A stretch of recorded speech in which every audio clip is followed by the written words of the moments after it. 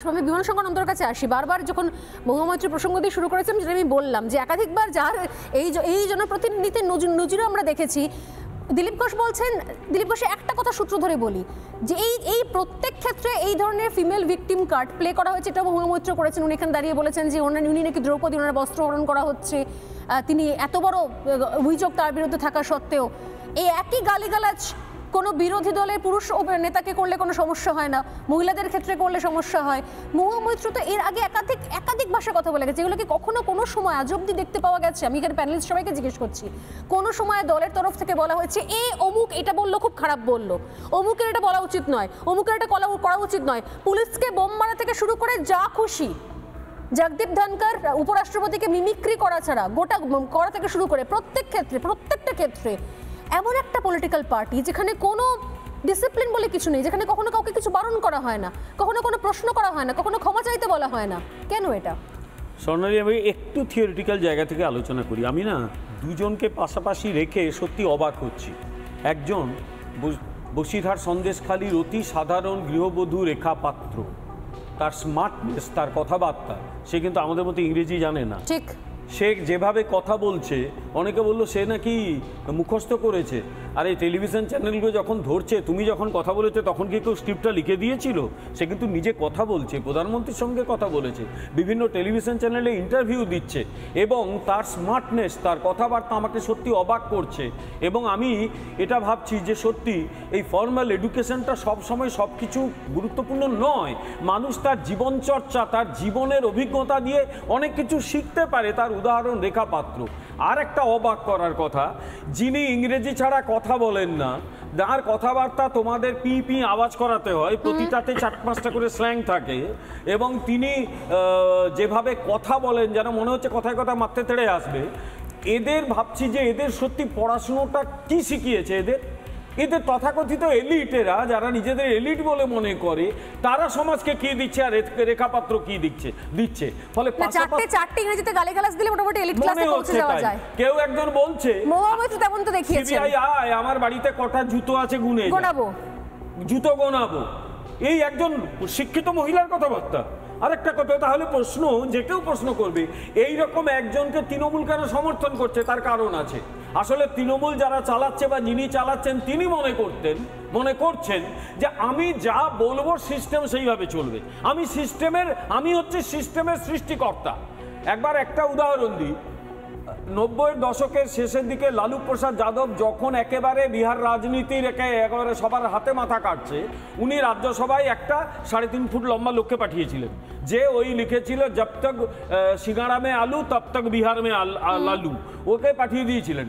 ওই করতো কি, ও টেবিলে উঠতো, লাফাতো ঝাঁপাতো, যখন সিরিয়াস আলোচনা হতো হাততালি দিয়ে ফেলতো। একদিন বোধহয় উপরাষ্ট্রপতি বা যিনি সভাপতিত্ব করছিলেন তিনি বললেন, লালুজি ভেবেছেটা কি, ও নিজে হাতে ক্ষমতা আছে বলে সিস্টেমটাকে নিয়ে ছেলেখেলা করবে।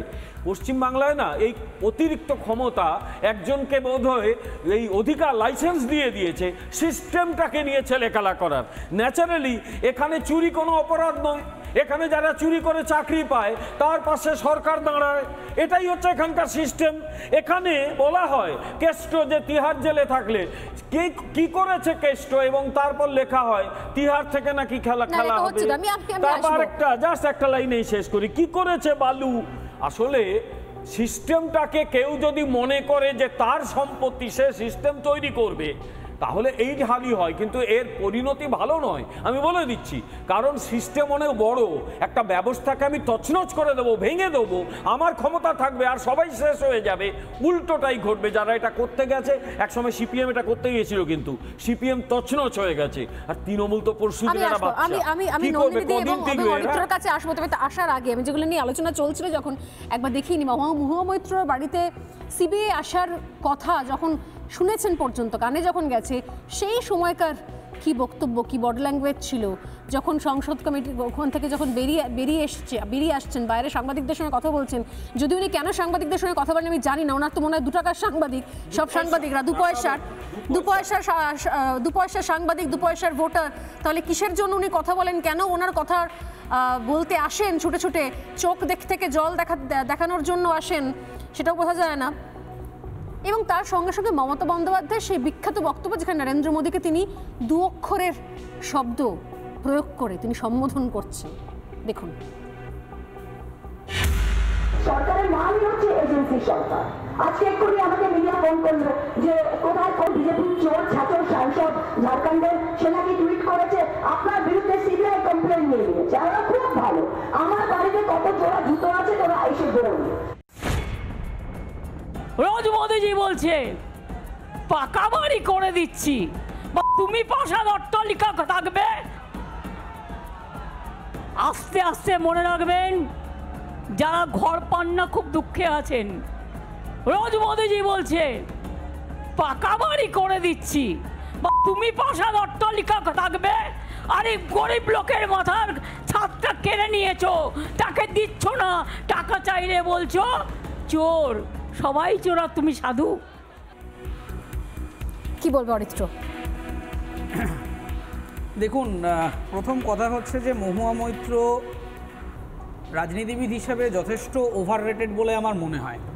কেন এই কথা বলছি তার কারণ হচ্ছে যে কিছুদিন আগে সুপ্রিম কোর্টের একটা ইম্পর্ট্যান্ট জাজমেন্ট 1998 সালে নরসিমা রাওয়ের ল্যান্ডমার্ক জাজমেন্টকে ওভাররুল করে সুপ্রিম কোর্ট বলেছে যে একজন পার্লামেন্টেরিয়ান সে কখনো সুপ্রিম ক্ষমতার অধিকারী নয়। যে কোনো রকম ঘুষ নিয়ে কোনো রকম ভোটাভুটিতে পার্টিসিপেট করলে অথবা কোনো প্রশ্ন যদি তিনি পার্লামেন্টে করেন তাহলে সেটা বেআইনি, এবং 98 সালের নরসিমা রাও সংক্রান্ত কেসের রায়কে ওভাররুল করে তারা সিবিআই প্রোব ঘোষণা করেছে সুপ্রিম কোর্ট। ফলে মহুয়া মৈত্র যেটা করেছেন এই ঘটনা কোনো রকম চক্রান্ত নয়, তার কারণ তিনি নিজে স্বীকার করেছেন এথিক্স কমিটির কাছে যে তিনি এই বেআইনি কার্যকলাপ করেছেন। তারপরেও যখন তাকে টিকিট দেওয়া হয়েছে কোনো রকম শোকজ করা হয়নি, সাসপেন্ড করা হয়নি, কোনো কিছু করা হয়নি। তার মানে হচ্ছে যে দল এই ধরনের অ্যাক্টিভিটিকে এন্ডোর্স করে এবং এই ধরনের যে ঔদ্ধত্য, আমি ঔদ্ধত্য শব্দটাই ব্যবহার করছি, তার কারণ হচ্ছে মহুয়া মৈত্র যাবতীয় আচরণের মধ্যে জনপ্রতিনিধি বা যে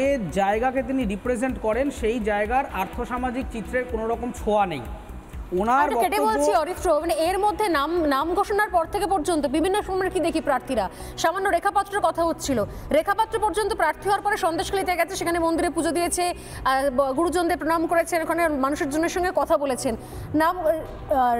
মহুয়া মৈত্র এমন একজন জনপ্রতিনিধি যিনি ছিলেন যা নিজের কেন্দ্র, সেটা তিনি নাম ঘোষণা হওয়ার পর যাওয়ার পর্যন্ত প্রয়োজন মনে করেননি। তিনি মনে করেন যে তার ভোটাররা বসে আছেন তাকে ভোট দেওয়ার জন্য। হ্যাঁ, এর কারণটাই হচ্ছে আপনি দেখবেন এই দলের কিছু সোশ্যাল মিডিয়া প্রচারেও অনেকে এরকম মিমিক করে এরকম মজা করে বলে যে মহুয়া মৈত্রর বিপক্ষে যারা দাঁড়াচ্ছে তারা তো কথা বলতে পারে না, আমাদের নেত্রী ইংরেজিতে কথা বলতে পারে। ইংরেজি জানার মধ্যে কোনো মহান শক্তি আছে বলে আমি বিশ্বাস করি না, এটাও একটা সাধারণ ভাষা। এবং যদি ইংরেজি জানাটাকেই একমাত্র প্যারামিটার হিসেবে ঘোষণা করে দেওয়া হয় তাহলে বুঝতে হবে যে তৃণমূল কংগ্রেসের পলিটিক্যাল স্ট্র্যাটেজিটা হচ্ছে যে মেকলে মিনিটের আমলে এরকম একটা ক্লাস তৈরি হয়েছিল, ফেডারেল ক্লাস, ব্রিটিশ শাসিত, যারা ব্রিটিশ যে শাসক এবং শোষক তাদের মিডলম্যান হিসেবে কাজ করতো। এই মহুয়া মৈত্রর আসলে হ্যাঁ বলুন, কংগ্রেস কি বলেছে যে মানে ইংলিশে না বলতে বলে এটা কি তৃণমূল কংগ্রেসের থেকে বলা হয়েছে? আপনি যে কথাটা বললেন আপনি দেখান যে তৃণমূল অফিসিয়ালি বলেছে যে আপনি দেখান যে সোশ্যাল মিডিয়া কি একটা লোক বলল IT cell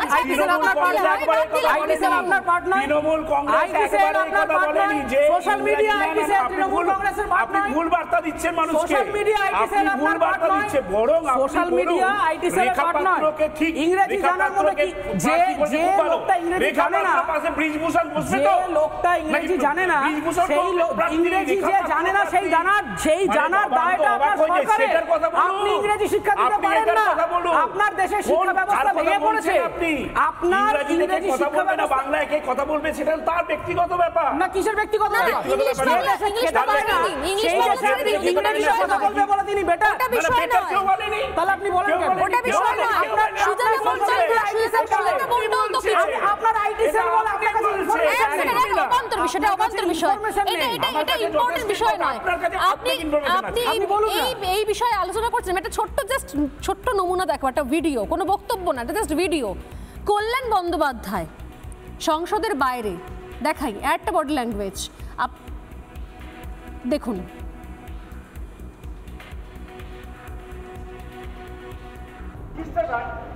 You are a lawyer.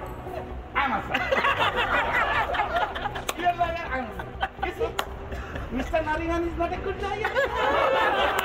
How many cases you know? I've done in Supreme Court. I've done in Supreme Court. You are a lawyer. I'm a lawyer. I get Must understand. My spine is so straight.